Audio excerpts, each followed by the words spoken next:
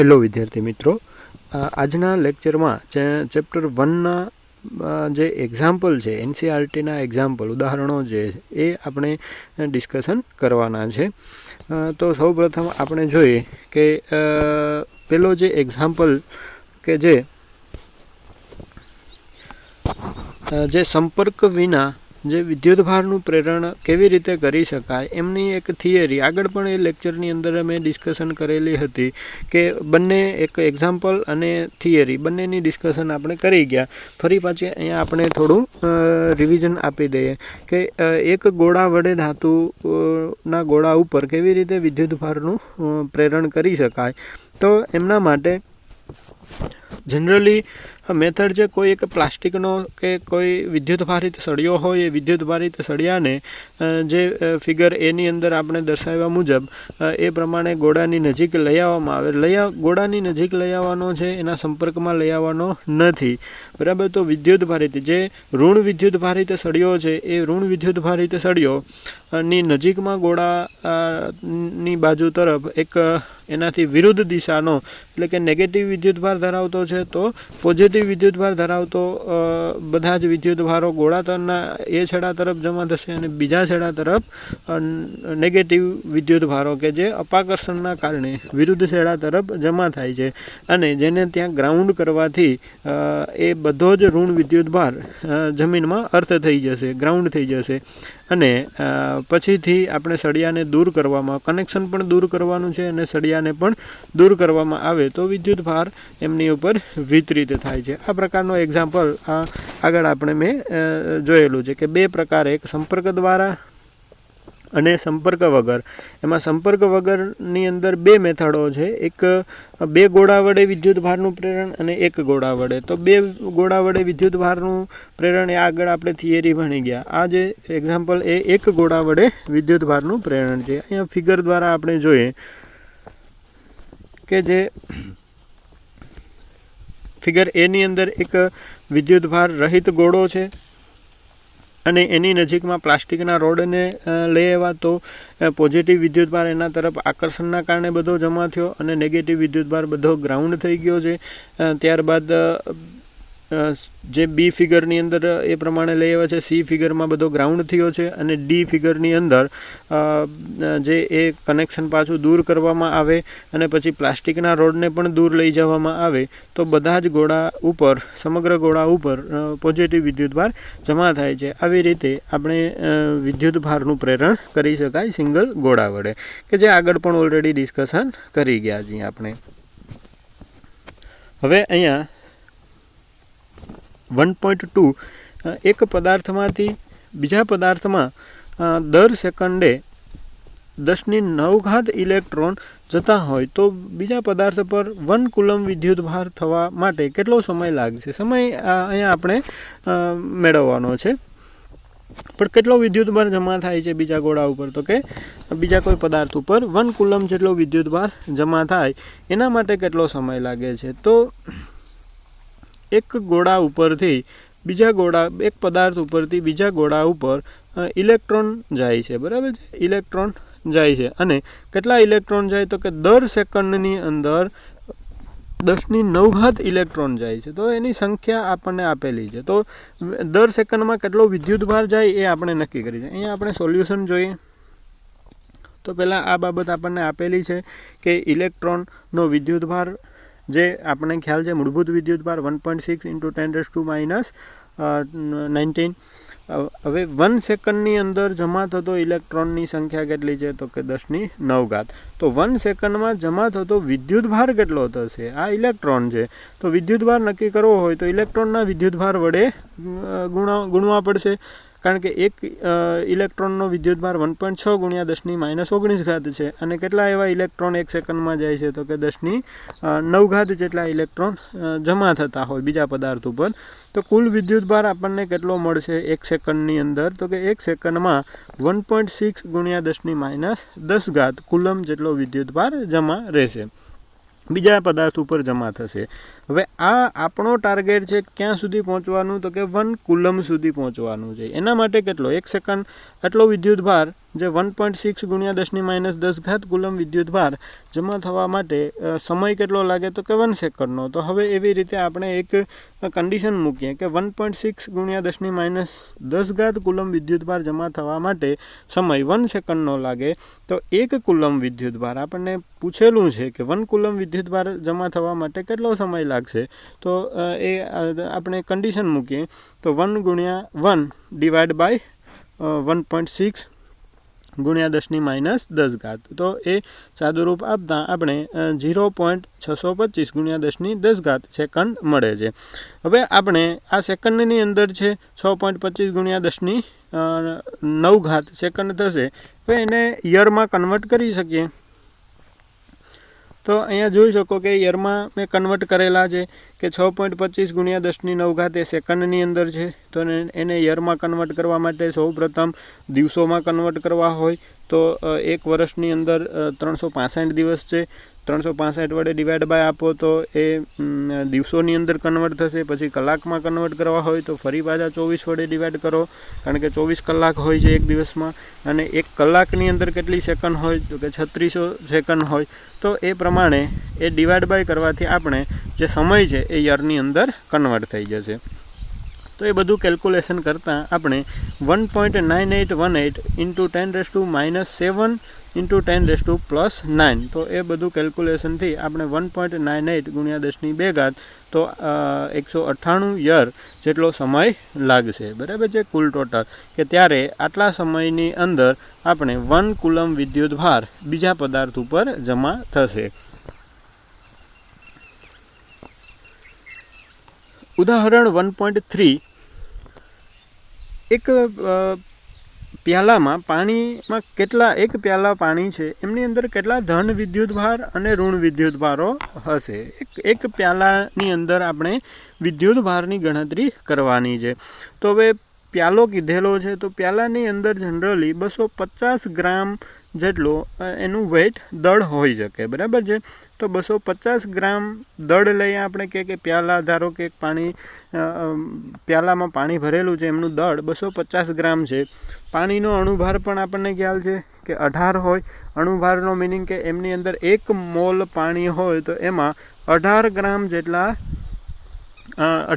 જેટલું પાણી હોય 1 મોલની અંદર, કારણ કે એમના અણુભાર જેટલા ગ્રામ ધરાવતો હોય છે 1 મોલની અંદર. બરાબર.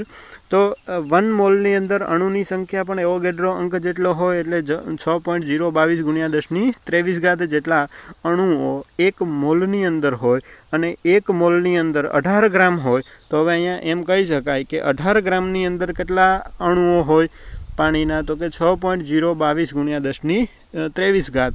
તો આપણે કેટલા ગ્રામમાં પાણીના અણુ મેળવવાના છે તો કે એક પ્યાલો છે કે જેમાં 250 ગ્રામ પાણી છે. તો એમાં પાણીના અણુ કેટલા છે એ નક્કી કરવા માટે આ બંનેનો ક્રોસ ગુણાકાર ડિવાઈડ બાય 18 ગ્રામ. તો 6.022 ગુણ્યા 10⁻23 ઇન્ટુ 250 ડિવાઈડ બાય 18, એટલે જે કેલ્ક્યુલેશનથી આપણે 8.363 ઇન્ટુ 10⁻24 આટલા અણુઓ આપણને ટોટલ 250 ગ્રામ વોટરની અંદર રહેશે. બરાબર છે. આટલા દળ ધરાવતું પાણી છે એમની અંદર અણુની સંખ્યા 10⁻24 8.3 ગુણ્યા 10⁻24 જેટલા અણુઓ મળશે. તો હવે શું કરશું કે આપણે તો વિદ્યુતભાર નક્કી કરવાનો છે. તો વિદ્યુતભાર નક્કી કરવા માટે એક અણુની સંખ્યા નક્કી થઈ. તો હવે એવું નક્કી કરશું કે H2O એટલે કે જે વોટરની અંદર કેટલા ઇલેક્ટ્રોન, એના અણુની અંદર કેટલા ઇલેક્ટ્રોન અને કેટલા પ્રોટોન છે. તો તમે જોઈ શકો કે હાઇડ્રોજન છે તો હાઇડ્રોજનના 2 અણુ છે, અહીંયા પરમાણુ છે, અને ઓક્સિજનનો 1 પરમાણુ છે. તો ઓક્સિજનના પરમાણુમાં જનરલી 8 પ્રોટોન અને 8 ઇલેક્ટ્રોન હોય. આમની અંદર 8 ઇલેક્ટ્રોન અને 8 પ્રોટોન હોય. અને હાઇડ્રોજનમાં 1 હોય પણ એવા 2 છે, એટલે હાઇડ્રોજન H2ની અંદર 2 પ્રોટોન અને 2 ઇલેક્ટ્રોન હોય. તો કુલ ટોટલ થશે આખા અણુની અંદર કુલ ટોટલ થશે 10 ઇલેક્ટ્રોન અને 10 પ્રોટોન થશે. બરાબર છે. તો અહીંયા નીચે તમે જોઈ શકો કે જે 2 પ્રોટોન 2 ઇલેક્ટ્રોન હાઇડ્રોજન અને ઓક્સિજનના 8 પ્રોટોન અને 8 ઇલેક્ટ્રોન હોય. તો કુલ ટોટલ H2Oના મોલેક્યુલરની અંદર કેટલા પ્રોટોન અને ઇલેક્ટ્રોન હશે? તો કે 10 પ્રોટોન હશે અને 10 ઇલેક્ટ્રોન હશે. તો એવા કુલ ટોટલ કેટલા ઇલેક્ટ્રોન અને પ્રોટોન છે? તો કે ઇલેક્ટ્રોનની સંખ્યા હમણાં આગળ આપણે જે ગણતરી કરી એ મુજબ 8.363 × 10⁻²4 એટલા અણુની સંખ્યા છે. અને એકની અંદર કેટલો હોય? તો કે 10 ઇલેક્ટ્રોન હોય. તો ઇલેક્ટ્રોનનો વિદ્યુતભાર વડે ગુણાકાર કરવો પડશે. તો કે 10 × 1.6 × 10⁻−19 ગુણ્યા 8.363 ગુણ્યા 10⁻24. તો કેલ્ક્યુલેશન કરતાં આપણે વિદ્યુતભાર જે મળશે એ 1.33 ગુણ્યા 10⁻7 એટલા કુલમ વિદ્યુતભાર બીજા પદાર્થ ઉપર જે 250 ગ્રામ વોટરની અંદર આટલો વિદ્યુતભાર પોઝિટિવ હશે અને નેગેટિવ પણ હશે. એટલે કે પ્રોટોન હશે તો એ પોઝિટિવ અને ઇલેક્ટ્રોનની સંખ્યા આપણે લઈએ તો ઇલેક્ટ્રોન નેગેટિવ હશે. એ -1.33 ગુણ્યા 10⁻7 રહેશે.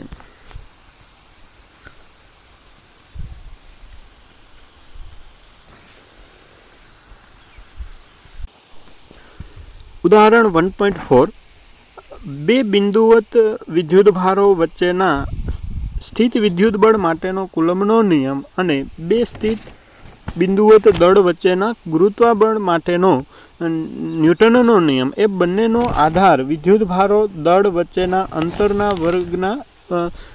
અંતરના વ્યસ્ત વર્ગ પર છે. તો પેલું આપણે એ કીધેલું કે ઇલેક્ટ્રોન અને પ્રોટોન તથા સેકન્ડ કે બે પ્રોટોન વચ્ચે લાગતા આ બળોના માનના ગુણોત્તર પરથી તેમની પ્રબળતાની સરખામણી કરો. એટલે ઇલેક્ટ્રોન અને પ્રોટોન, પેલું આપણે ઇલેક્ટ્રોન અને પ્રોટોન વચ્ચે વિદ્યુત બળ માપન કરશું અને ગુરુત્વાકર્ષણ બળ, અને એ બંને બળોને સરખામણી કરશું કે કોણ જનરલી ગુરુત્વાકર્ષણ બળ ઘણું નાનું હશે અને વિદ્યુત બળ મોટું છે. તો એ કમ્પેરિઝનના આધારે આપણને ખ્યાલ આવશે. પછી બે પ્રોટોન વચ્ચેની સરખામણી કરવાની છે, કારણ કે પ્રોટોન છે જનરલી ન્યુક્લિયસની અંદર હોય. તો ન્યુક્લિયસની અંદર બે પ્રોટોન રહેલા છે. એ બીની અંદર આપણે વાત કરેલી કે ઇલેક્ટ્રોન અને પ્રોટોન 1 એંગસ્ટ્રોમ અંતરે હોય અને બે પ્રોટોન 1 એંગસ્ટ્રોમ અંતરે રહેલા હોય. તો એ બધા માટે આપણે ઇલેક્ટ્રોન અને પ્રોટોન એ બંને 1 એંગસ્ટ્રોમના અંતરે હશે અને જે બે પ્રોટોનની વાત કરીએ તો ન્યુક્લિયસમાં હશે 10⁻15 એટલે કે ફર્મીના ક્રમના અંતરે એ બંને પ્રોટોન હશે. તો એ બધા બળોની સરખામણી અહીંયા આ ઉદાહરણની અંદર આપણે કરવાની છે. જોઈએ એનું સોલ્યુશન.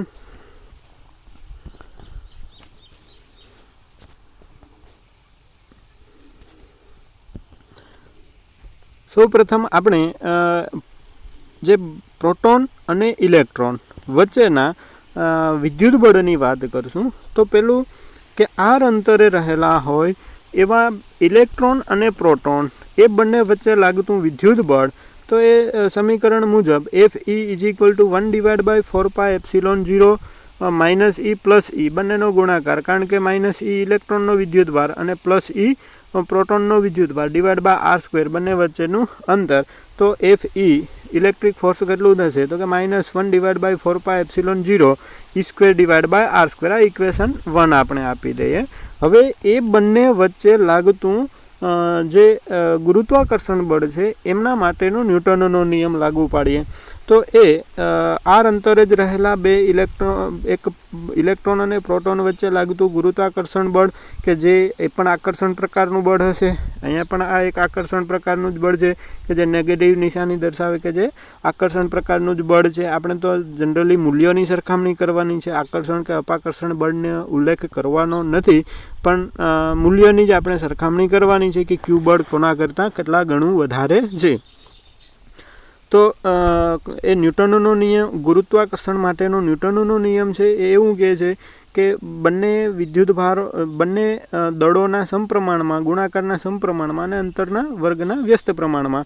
તો એ નિયમ આપણે લાગુ પાડીએ તો -G MP/ME /r², જ્યાં MP અને ME એ અનુક્રમે પ્રોટોન અને ઇલેક્ટ્રોનના દળો છે. બરાબર, કે જે એ પણ આ વેલ્યુ આપણને આપી દીધેલી છે અને આપણે જાણીએ પણ છીએ પ્રોટોનનું દળ અને ઇલેક્ટ્રોનનું દળ. તો આ ઇક્વેશન 2 આપીએ તો ઇક્વેશન 1 અને 2 એ બંનેનો ગુણોત્તર લઈએ. બરાબર, તો F E divide by F G, F E છે 1/4πε0 into E square divide by R square અને એફ જી છે G into MP M E divide by R square. બંનેમાંથી આર કેન્સલ થશે. બરાબર, તો સિમ્પ્લિફિકેશન આપતા E square divide by 4πε0 G MP into M E. બરાબર, આ ઇક્વેશનની અંદર બધી વેલ્યુ મૂકી દઈએ એટલે ઇલેક્ટ્રિક ફોર્સ અને ગ્રેવિટેશનલ ફોર્સ બંને વચ્ચેની સરખામણી થઈ જશે. અહીંયા બધી જ વેલ્યુ કેલ્ક્યુલેશન કરી નાખેલી છે અહીંયા કે 1.6 ગુણ્યા 10⁻19 એ ઇલેક્ટ્રોન અને પ્રોટોન બંનેનો વિદ્યુતભાર છે, એમનો વર્ગ થઈ જશે. ઈ સ્ક્વેર એટલે ડિવાઈડ બાય 4π, પાઈની વેલ્યુ, એપ્સિલોનની વેલ્યુ 8.85 ગુણ્યા 10⁻12, કારણ કે બંને વિદ્યુતભારોને શૂન્યાવકાશમાં જ મૂકેલા છે એ પ્રમાણે જ વાત કરવાની અહીંયા. ત્યાર પછીથી ગ્રેવિટેશનલ કોન્સ્ટન્ટ છે અહીંયા કે જે 6.67 ગુણ્યા 10⁻11.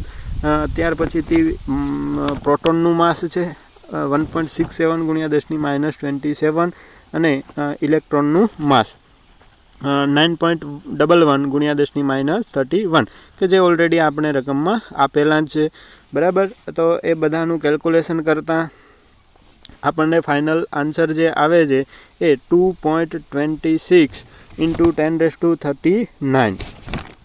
બરાબર, તો અહીંયા તમે જોઈ શકો કે જે એફ ઈ છે ઇલેક્ટ્રિક ફોર્સ છે એ કેટલા ગણું થશે તો કે 10⁻39 ગણું વધારે છે. કોના કરતાં? તો કે ગ્રેવિટેશનલ ફોર્સ કરતાં. બરાબર છે, આપણે ટેક્સ્ટ બુકમાં જે એપ્રોક્સિમેટલી આન્સર આપેલો છે 2.3ની આસપાસ આપેલો છે. બરાબર, કે 2.3 ગુણ્યા 10⁻39 આટલા ગણું જનરલી ઇલેક્ટ્રિક ફોર્સ વધારે થશે. કોના કરતાં? તો કે ગ્રેવિટેશનલ ફોર્સ કરતાં. હવે ત્યાર પછીથી આપણે બે પ્રોટોનની વાત કરીએ. બે પ્રોટોન વચ્ચે લાગતું વિદ્યુત બળ કે જે અપાકર્ષણ પ્રકારનું બળ હશે, અહીંયા મેં કોઈ સિમ્બોલ પછી આપણે ધ્યાનમાં ન લઈએ તો પણ ચાલશે, કારણ કે મૂલ્યની જ વાત કરવાની છે. તો એનું મૂલ્ય 1/4πε0 E square divide by R square, કારણ કે બંનેમાં ઇલેક્ટ્રોનનો પ્રોટોનનો જ વિદ્યુતભાર છે તો ઈ ઇન્ટુ ઈ એટલે E square divide by R square. અને બે પ્રોટોન વચ્ચે લાગતું ગુરુત્વાકર્ષણ બળ કે જે એ અપાકર્ષણ નહીં પણ એ આકર્ષણ પ્રકારનું બળ હશે અને G into MP divide by R square. આ બંનેનો ફરી પાછો અહીંયા આપણે ગુણોત્તર લેશું. સમીકરણ 3 અને 4 એ બંનેનો ગુણોત્તર લેશું. તો E square divide by 4πε0 G into MP square. હવે બધાની વેલ્યુ આગળ જેમ આપણે જોયું એ જ પ્રમાણે બધાની વેલ્યુ અહીંયા મૂકી દઈએ. બરાબર, તો જે ઈ સ્ક્વેરની વેલ્યુ મૂકી દીધેલી 1.6 ગુણ્યા 10⁻19 એમનો સ્ક્વેર, 4πε0 પ્રોટોનનું માસ 1.67 ગુણ્યા 10⁻27 એમનો વર્ગ છે એમપી સ્ક્વેર અને અહીંયા ગ્રેવિટેશનલ કોન્સ્ટન્ટ જીની વેલ્યુ છે. બરાબર, 6.67 ગુણ્યા 10⁻11. એ બધાનું પણ આગળની જેમ જ જે સાદું રૂપ આપતા આપણને જે ફાઇનલ આન્સર આવશે 1.3 ઇન્ટુ 10⁻36. તો જો બે પ્રોટોન હોય તો એમનું અંદર જે ઇલેક્ટ્રિક ફોર્સ છે એ ગ્રેવિટેશનલ ફોર્સ કરતાંથી કેટલા ગણું છે તો કે 10⁻36 ગણું. બરાબર, કે જે આગળ તમે જોઈ શકો કે 10⁻39 હતી. બરાબર છે, અહીંયા 10⁻36 આવે કારણ કે પ્રોટોન છે તો થોડો દળદાર છે એટલે ગ્રેવિટેશનલ ફોર્સ એમનું વધી જશે. પણ જે વિદ્યુત બળમાં કોઈ જાતનો ફેરફાર થતો નથી, કારણ કે તો પ્રોટોનનો વિદ્યુતભાર પણ સરખો છે અને ઇલેક્ટ્રોનનો વિદ્યુતભાર પણ સરખો છે એટલે ઇલેક્ટ્રિક ફોર્સમાં કોઈ જાતનો ફેરફાર થતો નથી. પણ ગ્રેવિટેશનલ ફોર્સ બદલે, કારણ કે ઇલેક્ટ્રોન અને પ્રોટોનના દળ કરતાં એક પ્રોટોન અને ઇલેક્ટ્રોન બે પ્રોટોનના દળ વધારે હોય તો દળ ઉપર આધારિત છે ગ્રેવિટેશનલ ફોર્સ. હવે ન્યુક્લિયસમાં 10⁻15 મીટરના અંતરે ફેર્મીના ક્રમના અંતરે રહેલા જે બે પ્રોટોન વચ્ચે લાગતું વિદ્યુત બળ એનો આપણે ગણતરી કરીએ અહીંયા. તો Fe ઇલેક્ટ્રિક ફોર્સ કોની વચ્ચે, તો કે બે પ્રોટોન વચ્ચે, ન્યુક્લિયસની અંદર રહેલા બે પ્રોટોનની અહીંયા વાત કરવાની છે. તો એ ઇક્વેશન થશે Fe is equal to 1/4πε0 E² divide by R². R અંતર છે એ 10⁻15 મીટર લેવાનું છે અને પ્રોટોનનો વિદ્યુત ભાર 1.6 ગુણ્યા 10⁻19 એમનો સ્ક્વેર E² એટલે કે. તો જે ગણતરી બધી મૂકતા આપણે અહીંયા તમે જોઈ શકો કે 2.29 × 10², બરાબર, 10નો સ્ક્વેર. તો 229.5 જે એપ્રોક્સિમેટલી આપણે ટેક્સ્ટ બુકમાં જે 230 ન્યૂટન જેટલું ફોર્સ આપેલું છે, બરાબર. તો એપ્રોક્સિમેટલી આટલી વેલ્યુ આપણને આવે છે બે પ્રોટોન વચ્ચે, કે જે 10⁻1 ફર્મીના અંતરે રહેલા હોય બે પ્રોટોન, તો એમની વચ્ચે આટલું વિદ્યુત બળ લાગશે. હવે આટલા જ અંતરે રહેલા બે પ્રોટોન વચ્ચે ગુરુત્વ બળ નક્કી કરીએ. તો બે પ્રોટોન કે જે 10⁻15 અંતરે જ છે એમની વચ્ચે લાગતું ગુરુત્વાકર્ષણ બળ Fg is equal to gmp² divide by R². mp એટલે કે પ્રોટોન વચ્ચે છે એટલે mass of proton into mass of proton divide by R² એટલે mp². તો gની વેલ્યુ છે 6.67 ગુણ્યા 10⁻11 ઇન્ટુ 1.67 ઇન્ટુ 10⁻27 એમનો સ્ક્વેર રહેશે ડિવાઇડ બાય 10⁻15 નો સ્ક્વેર. તો એ કેલ્ક્યુલેશન કરતાં 18.60 ગુણ્યા 10⁻65 પ્લસ 30 આ બધી જ ઘાતનો એક સાદુરૂપ આપતા -65 અને નીચે રહેશે 15 × 2 એટલે 30 ઘાત ઉપર આવશે. તો ટોટલ આપણને 10⁻35 રહેશે, બરાબર. અને 1 પોઈન્ટ એક લેફ્ટ સાઈડ ખસેડતા 1.86 × 10⁻34 ન્યૂટન.